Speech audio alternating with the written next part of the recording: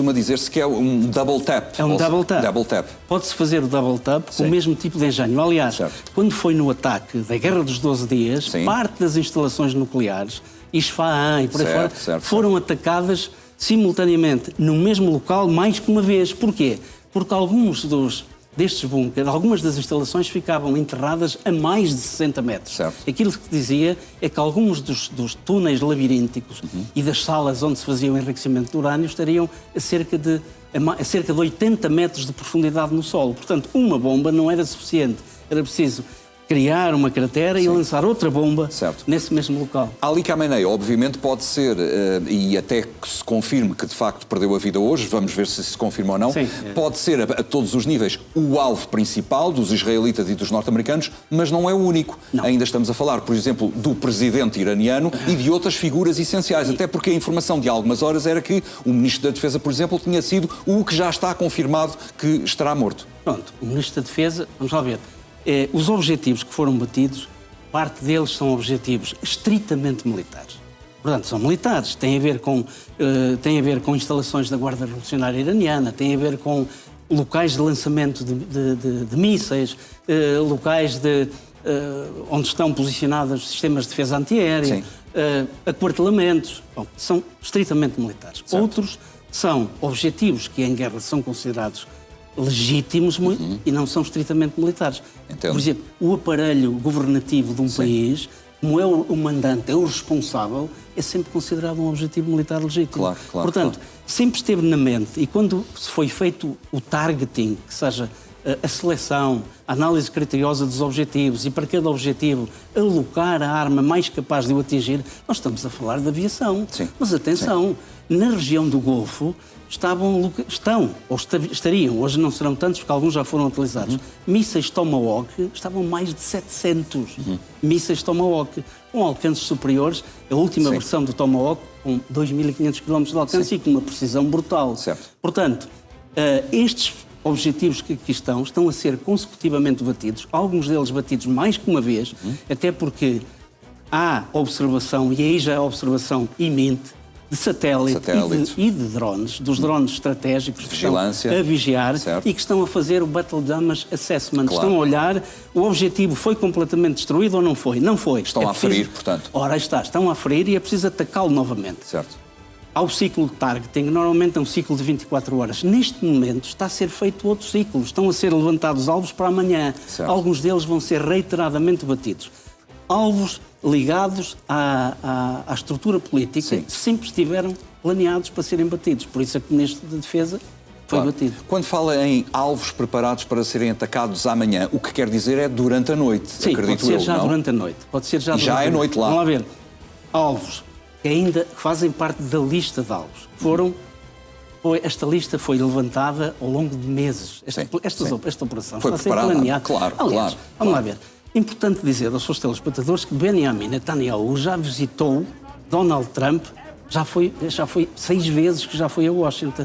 Grande parte das vezes que ele lá foi a coordenar o que é que deviam fazer relativamente ao Irão. Deixa-me só acrescentar, para benefício do espectador do Now, que as imagens que estamos a ver agora no ecrã dizem respeito a Nova Iorque, são imagens de protestos contra a guerra. A informação também é que Nova Iorque está num estado de segurança mais elevado, até porque há uma nova informação, já falámos disso há uns minutos esta parte, que o FBI elevou o estado de prontidão interno das forças contra-terroristas porque teme que possa haver algum tipo de ataque terrorista neste momento no território norte-americano. E muito bem. Claro. Até porque seria uma tolice completa não levar a sério esse tipo de ameaças. O próprio Ayatollah Khamenei, e nós ouvimos num dos discursos, o Irão iria repostar por todos os meios. E um deles é usar as ações subversivas, o terrorismo, através de lobos solitários, através de células adormecidas. E também há células adormecidas do islamismo radical nos Estados Unidos.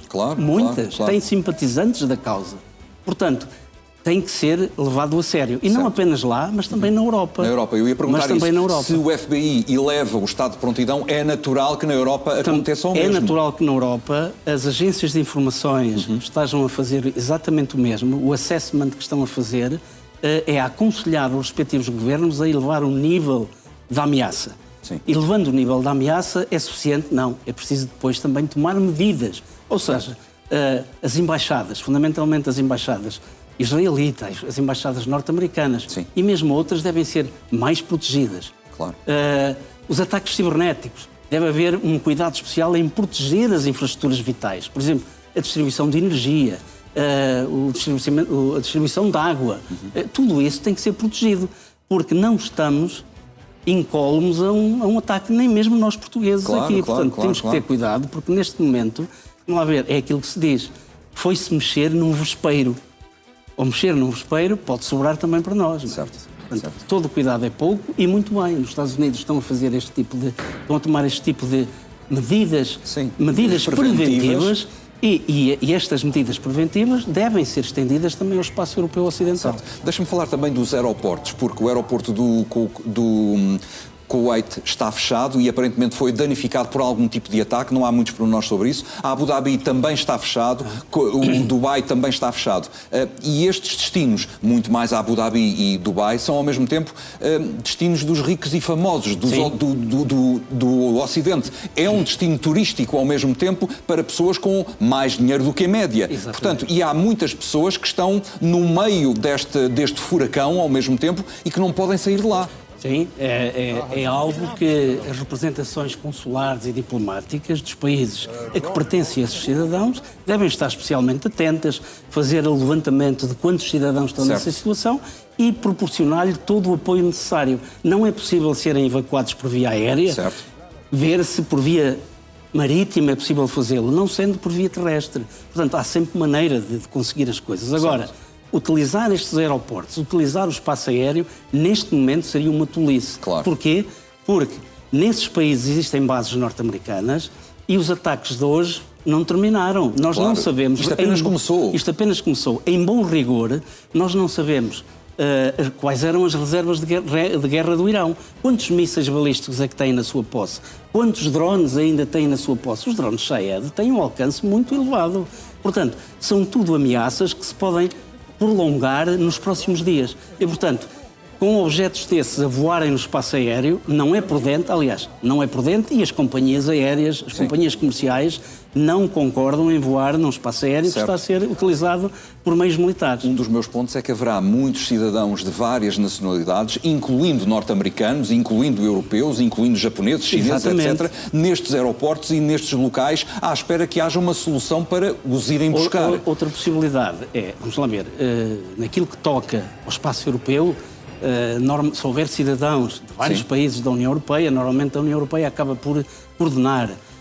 Outra possibilidade é tirá-los utilizando meios militares também, a aviação militar. Claro, portanto, e cooperam os países todos muito mais facilmente. E os países cooperam. Por exemplo, imaginemos que Portugal se oferece para utilizar um dos seus aviões da Força Aérea para ir resgatar portugueses a um local desses. Sim. Porque era impossível, era importante fazê-lo, seja por que motivo for.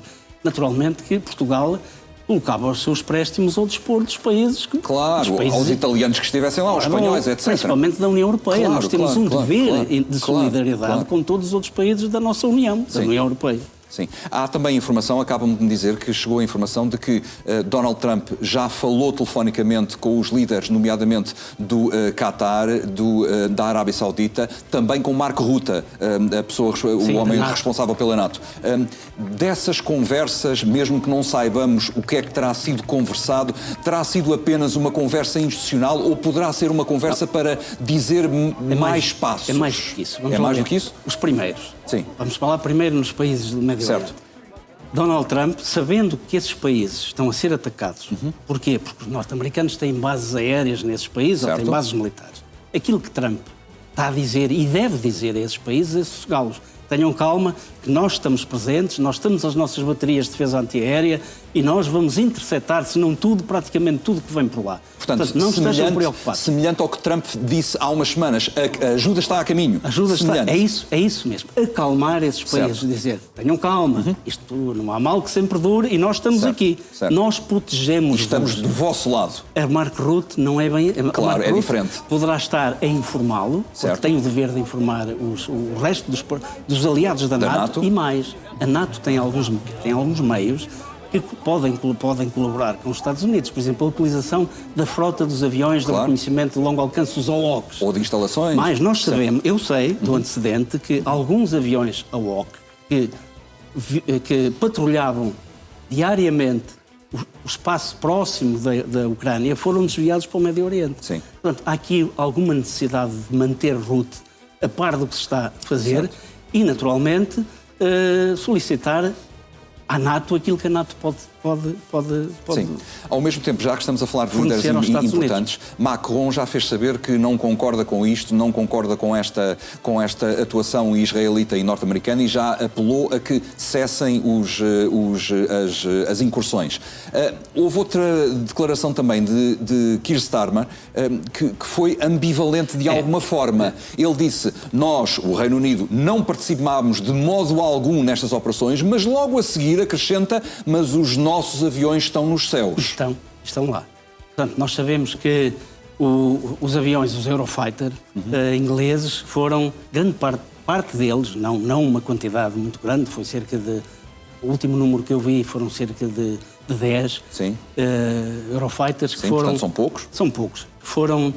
Foram projetados para a região mais próxima do Médio Oriente. Mas para si essa presença de aviões do Reino Unido nos céus, o que é que para si significa? É sinalizar aos Estados Unidos que estão ali para aquilo que for necessário, em último caso, e porque há bases inglesas ali em Chipre, que é importante também proteger. No Mediterrâneo, portanto.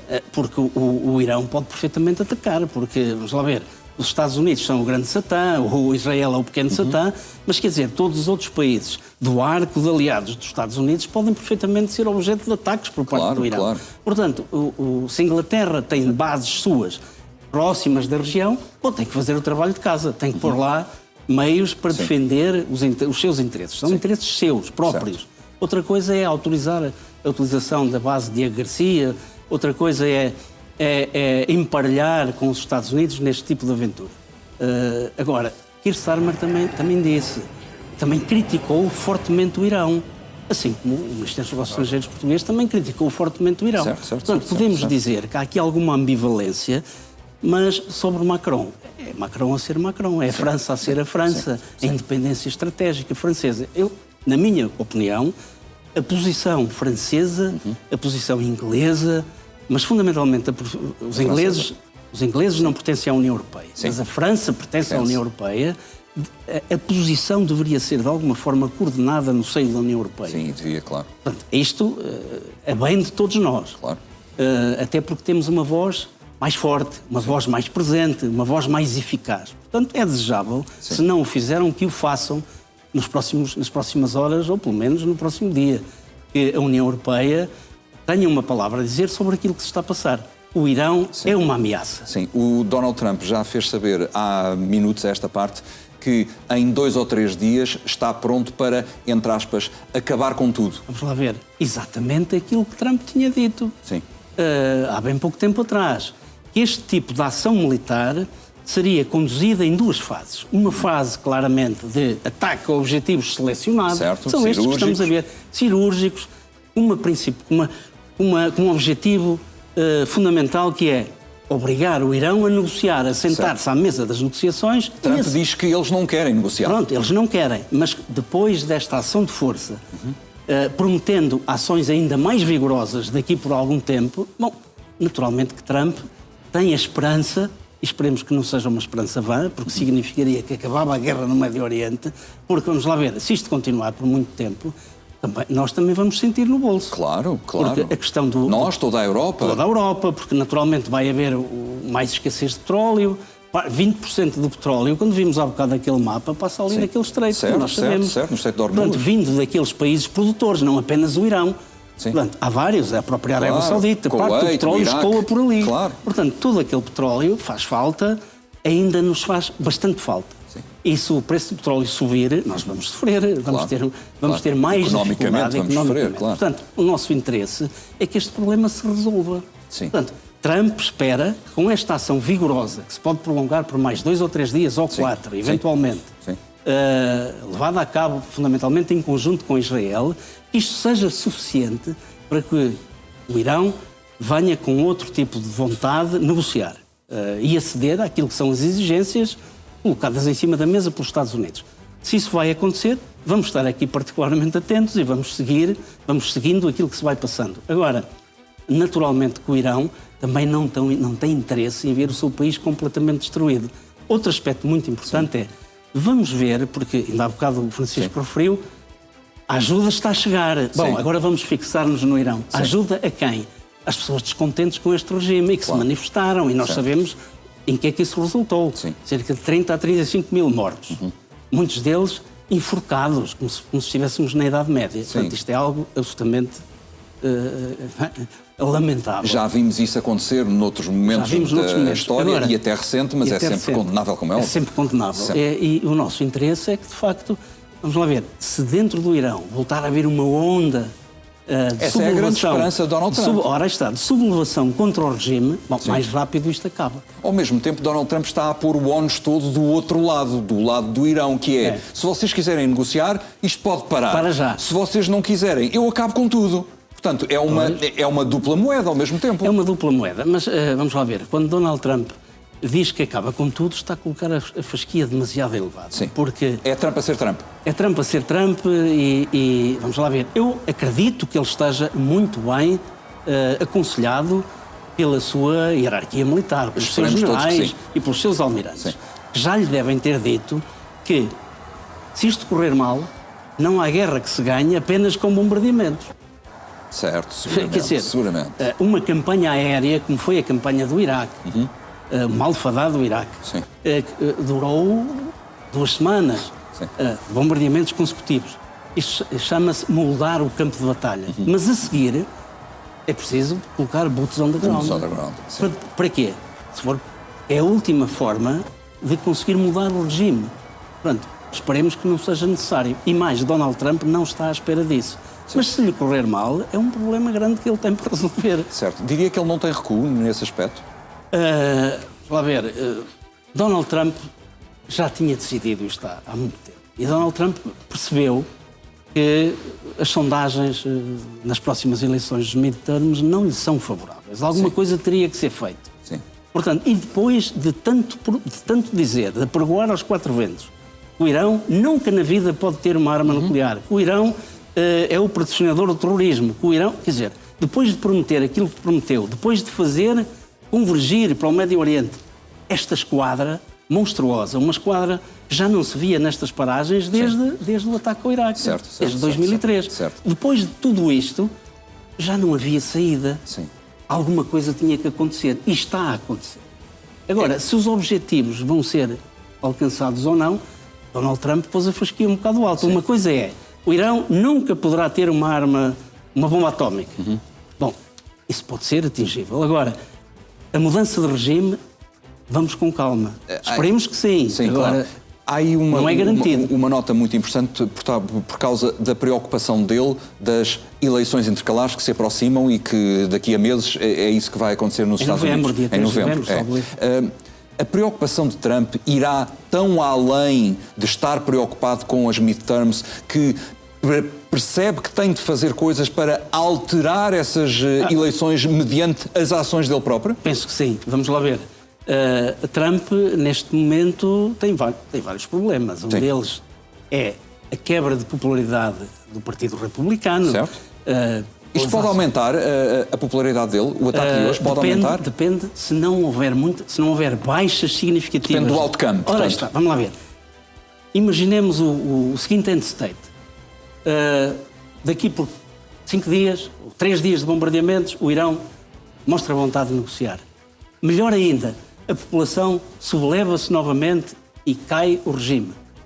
Nova vida no Irão.